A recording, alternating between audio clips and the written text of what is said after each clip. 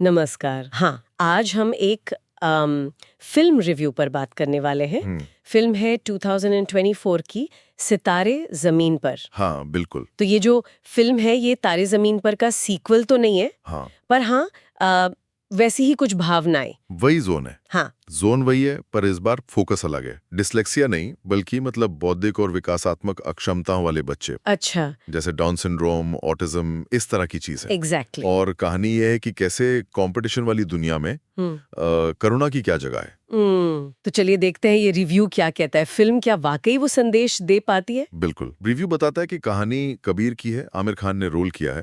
एक sports coach है वो, और वो मतलब पहले तो थोड़े हिचकिचाते हैं, पर फिर एक स्पेशल स्कूल से जुड़ते हैं। ओके। और फिर मजा तब आता है जब वो धीरे धीरे इन बच्चों की दुनिया को, उनकी काबिलियत को, उनकी भावनाओं को समझने लगते हैं। का खुद का बदलाव भी कहानी का एक अहम हिस्सा है। हाँ। और फिर वो इन बच्चों को एक नेशनल स्पोर्ट्स इवेंट के लिए तैयार करते हैं। अच्छा। और इसी बहाने फिल्म मतलब समाज में जो एक कंपटीशन का भूत सवार है, हाँ। सिर्फ एकेडमिक जीत, उस पर भी सवाल उठाती है। ये इंटरेस्टिंग है। अच्छा, तो एक्टिंग पर आते हैं। रिव्यू आमिर खान के बारे में क्या कहता है, कैसा काम है?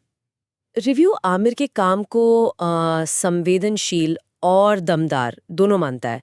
मतलब किरदार की कमजोरी भी दिखती है और उसका जज्बा भी। जेनेलिया देशमुख भी हैं प्रिंसिपल के रोल में।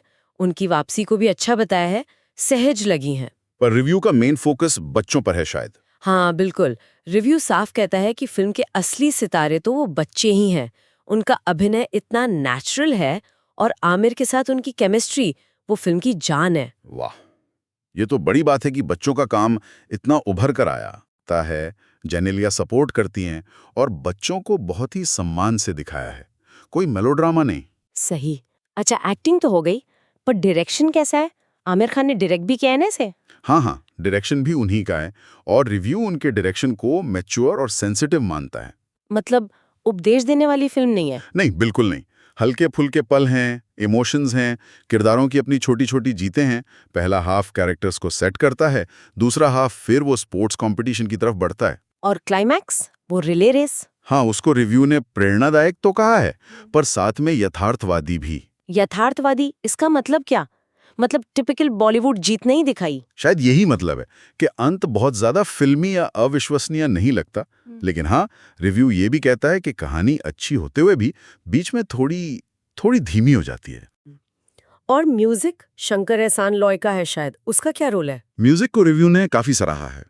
कहानी में अच्छे से बुना हुआ है। गाने जैसे उड़ान या वो जो बच्चों ने गाया है मैं सितारा हूँ और जमीन से आसमान, ये सब कहानी का हिस्सा लगते हैं, सिर्फ बैकग्राउंड नहीं। और दिखने में कैसी है फिल्म? सिनेमाटोग्राफी? उसे वार्म और इंटीमेट बताया गया है।